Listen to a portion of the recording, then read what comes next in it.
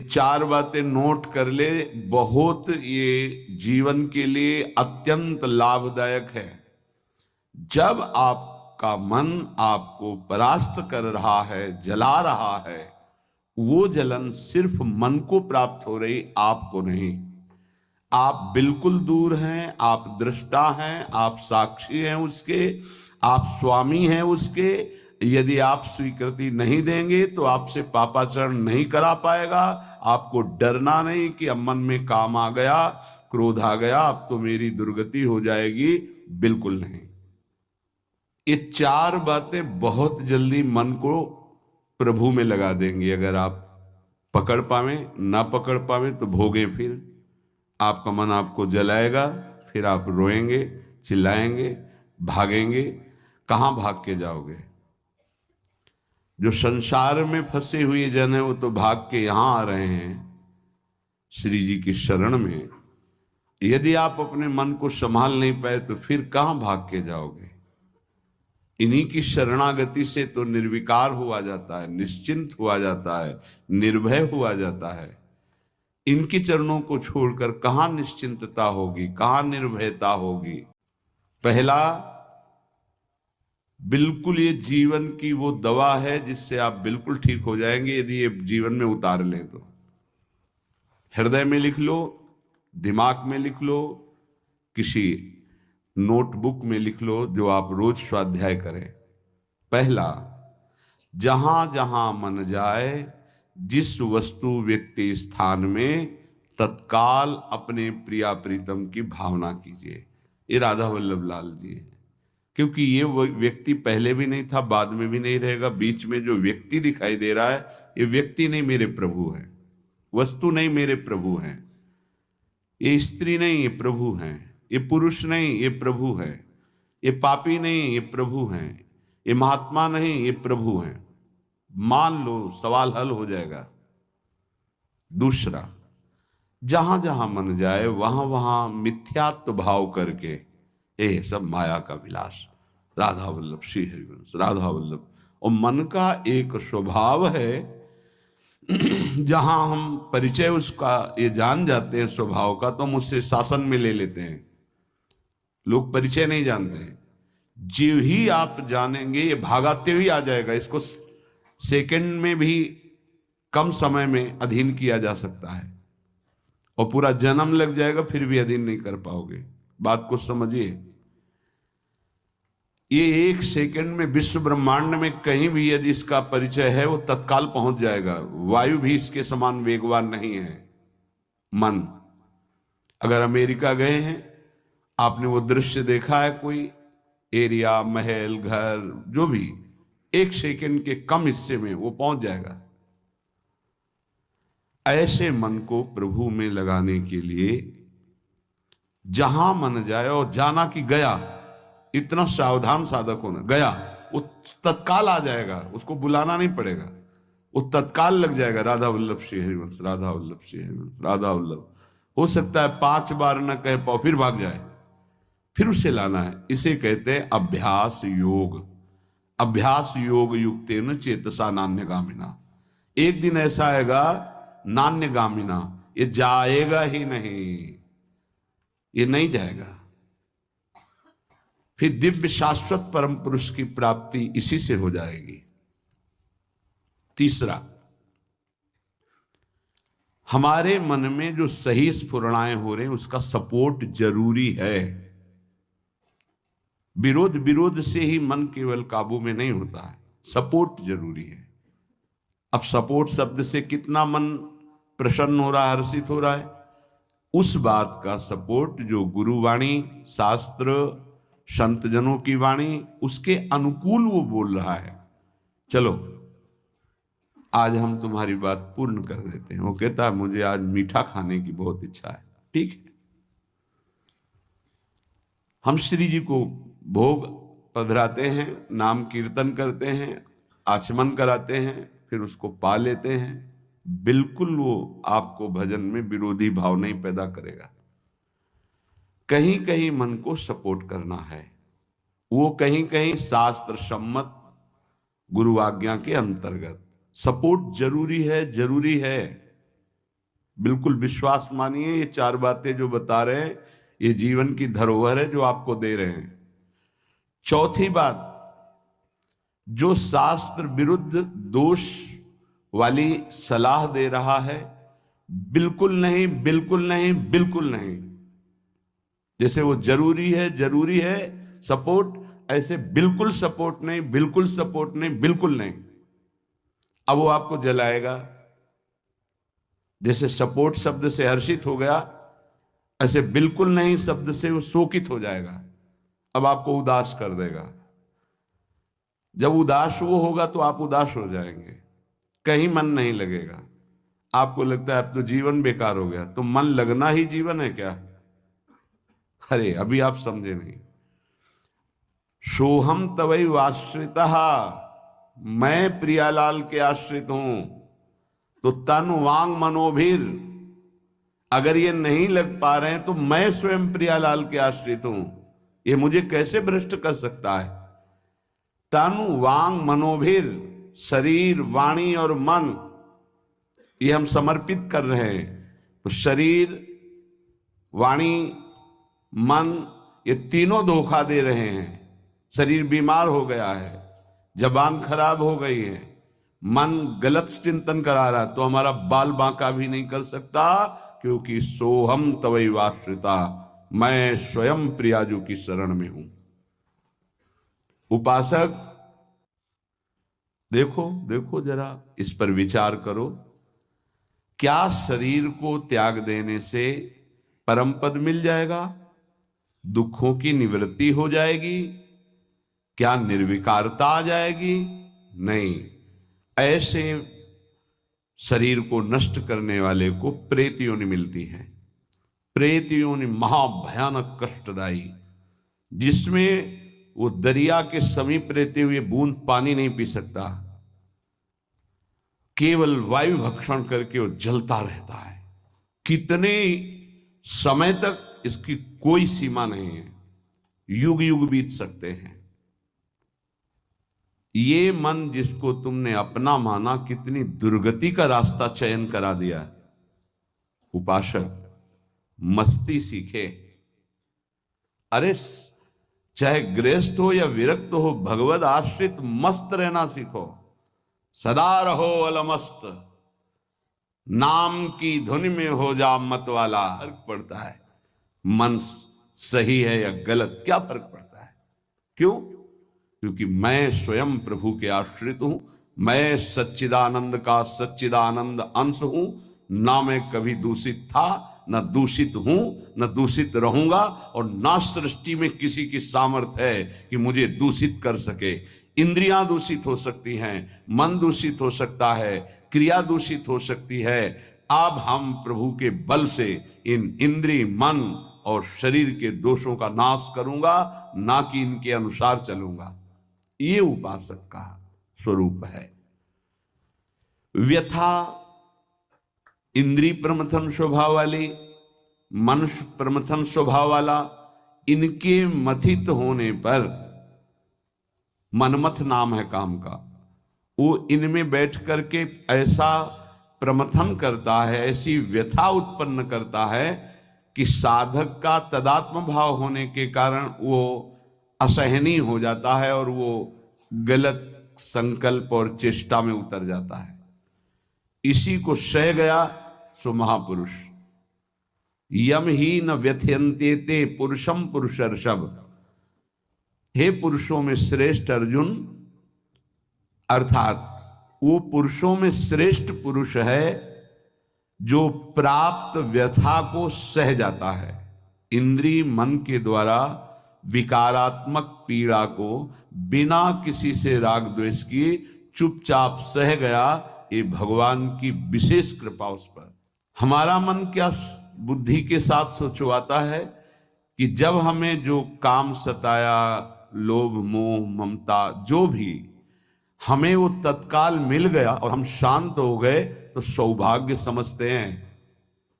दुर्भाग्य है उस उपासक का जो चाहे और उसको प्राप्त हो जाए, दुर्भाग्य है उसका। सौभाग्यशाली वो है जो चाहे और ना मिले और जलता हुआ सह गया, उसे वो चीज मिलेगी जो त्रिभुवन में किसी को किसी साधना से नहीं मिलती।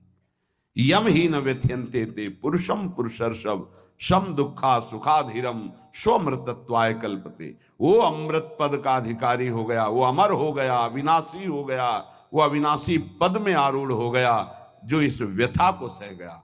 व्यथा को सहने वाला वही होता है जो व्यथा का दृष्टा बनता है, भोगता नहीं। तुम दृष्टा हो, बात समझिए। आपने देखा आपका मन गलत चाह कर रहा है, ये आपने देखा, आप में नहीं है, मन में है। पर कहने को होता है कि मेरे मन में दोष आ गया, लेकिन मेरे मन में नहीं, वो मेरे में आ गया, मैंने स्वीकार कर लिया। यही दुर्दशा है माया के द्वारा की गई। इसी का नाम जड़ चेतन ग्रंथि है। यही चिज्जड़ ग्रंथि है जिसका नाश करते हैं वेदांत के द्वारा, भक्ति के द्वारा, योग कर्म योग के द्वारा, सत्संग के द्वारा, शास्त्र स्वाध्याय के द्वारा। आपको विविध शास्त्रों का सार 5 मिनट में मिल गया। जो जीवन भर प्रयोग किया गया शास्त्र स्वाध्याय करके संतों की कृपा से, वो 5 मिनट में मिल गया। अगर इसे स्वीकार कर लें तो बहुत जल्दी आप महात्मा बन जाएंगे, चाहे गृहस्थ में हो या विरक्त में। महात्मा का संबोधन स्थिति से है, बाहरी किसी पद पदवी से नहीं। स्थिति होती है, उसे महात्मा कहते हैं। महात्मा शब्द भगवान के आगे भी लगता है, महात्मा श्री कृष्ण, ऐसा कई बार महाभारत में संबोधन हुआ। महापुरुष भगवान को कहते हैं, वंदे महापुरुष ते चरणारविंदम। जो भगवान में तन्मय हो गया वो महात्मा, जो भगवान में भगवत भाव को प्राप्त कर लिया वो महापुरुष, अर्थात भगवान और भगवान के जनों में अभेद स्थिति हो जाती है। अगर ये आज जो चर्चा हो रही इसको आप अपने जीवन में नहीं धारण कर पा रहे तो दुर्भाग्य है, जलोगे, रोगे, परेशान कर देगा तुम्हें मन। इसको बहुत बार सुनना। एक एक शब्द ये अमृत है, ये जीवन का सार हम आपको बता रहे हैं। मन से लड़ने की ये युक्तियां हैं जिससे साधु अपने मन को भगवान में लगाकर शांत करता है। जब हमारा मन भगवन्मय होने लगता है तो उसमें भाव का प्रादुर्भाव हो जाता है। फिर ये जो अभाव है इसी से कामनाएं प्रकट होती हैं। शब्द को पकड़ना, मन में सुख का अभाव ही भोगों की कामना पैदा करता है। मन में भगवत भाव ही निर्विकारता की स्थिति प्रदान करता है। जब आप इन 4 सूत्रों का प्रयोग करके मन को भाव में ले आएंगे तो यही मन जो आपको रुलाता है यही नचा देगा।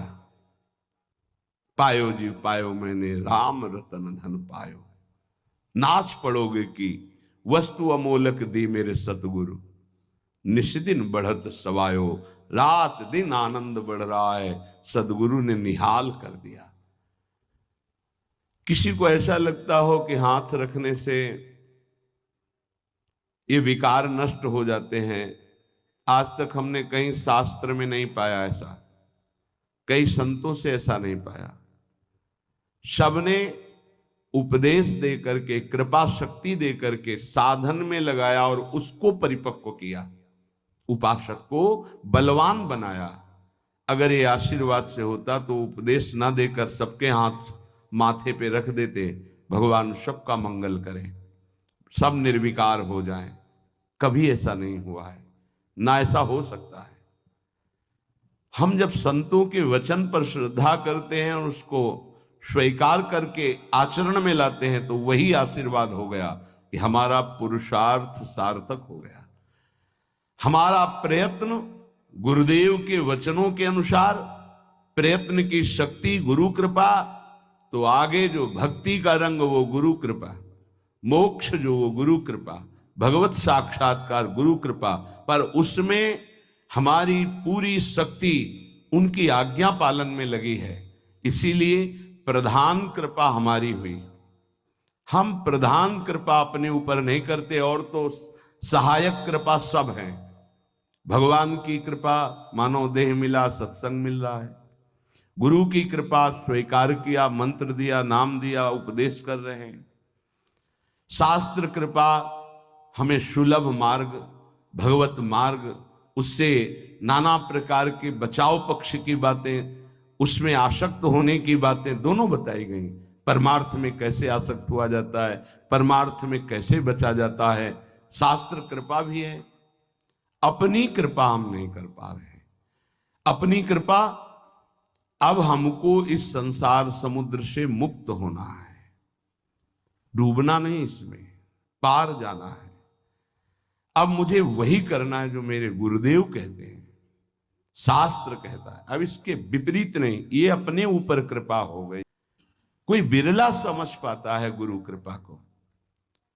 हमारी सदैव दृष्टि पार्थिव रही है, व्यवहारिक रही है, लौकिकी दृष्टि रही है। इसीलिए हम गुरु की बात में भी लौकिकी, व्यवहार की, स्वार्थपना देखते हैं। नहीं नहीं, ये केवल आपके लिए है।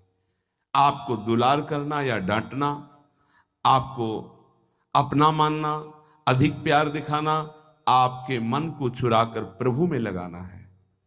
उस मन को ऐसे आसक्त किया जाता है, भय दिखाकर, प्रलोभन दिखाकर, दुलार करके, कि आपका मन श्री जी के चरणों में ऐसे समर्पित हो जाए कि आप निहाल हो जाएं, आप सुखी हो जाएं। अंदर की बात यही होती है।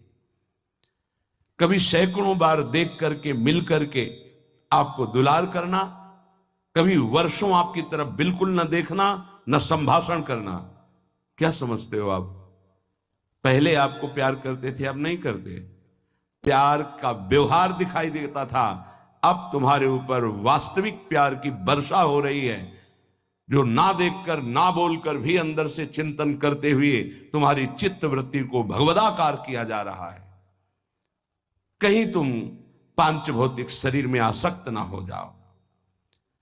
अगर पांच भौतिक शरीर में आसक्त हो गए गुरु के, तो शरीर छूटने के बाद तुम्हारे मन में आएगा अब मैं अनाथ हो गया। नहीं, तुम ऐसे बलवान बनो, ऐसे गुरु आसक्त बनो कि तुम्हारे अविनाशी गुरुदेव का परिचय तुम्हें प्राप्त हो जाए। मेरे गुरुदेव प्रियाजू की नित्य सहचरी हैं, वो कैसे मर सकते हैं? वो हमारे भाव में हैं, वो हमारे संग हैं, हमारे आसपास हैं, वो जागृत में हैं, वो स्वप्न में हैं, वो सुषुप्त में हैं। मैं कभी अपने गुरुदेव से एक पल भी अलग नहीं होता। ये स्वरूप है। अध्यात्म को समझिए। कुछ व्यवहारिक साधक ऐसे हैं जो व्यवहार में राग द्वेष करते हैं। गुरुदेव व्यवहार की नहीं है, गुरुदेव परमार्थ वस्तु है। व्यवहार की लीला तुम्हारे साथ इसलिए हो रही कि तुम परमार्थ को जानते नहीं हो। जैसे बालक घुटनों के बल चलता है तो पिता घुटनों के बल हो जाता है, और उसके साथ साथ उसको सुख पहुंचाने के लिए वैसे ही चलते हुए बोलता है। इसका मतलब यह नहीं कि पिता बालक हो गया, वो केवल बालक के लिए वो ऐसा बना है। वो केवल उसको सुख देने के लिए, मेरा पुत्र है, इस संबंध के लिए। ऐसे ही आपसे विनोद करना, आपको दुलार करना, आपके चित्त का आकर्षण करना प्रियाजू को भेंट देने के लिए है। तुम्हारा तन, तुम्हारा मन, तुम्हारा जीवन मेरी लाडली का बन जाए इसलिए है, मेरा बन जाए इसलिए नहीं। मेरा तो मेरा भी तन मेरे को प्रिय नहीं, तुम्हारा तन कैसे प्रिय हो सकता है? मेरा तो मेरा मन प्रिय नहीं, तुम्हारा मन कैसे दुलार करने के योग्य हो सकता है? इस रहस्य को समझोगे तो परमार्थ के दिव्य पथिक बन जाओगे। मन, तन, प्राण और मैं स्वयं प्रियालाल का हूं। अब हमको इसकी कोई परवाह नहीं कि मेरा मन क्या कहता है, मेरा तन क्या करता है, मेरे प्राण रहे कि ना रहे, मेरी गति बने कि ना बने। अब इस पर ऐसे उपासक के हृदय में ज्यादा समय नहीं लगता और भाव का प्रकाश कर देते हैं आचार्य, इष्टदेव, गुरुदेव। तब वो हृदय के नेत्र जब खुलते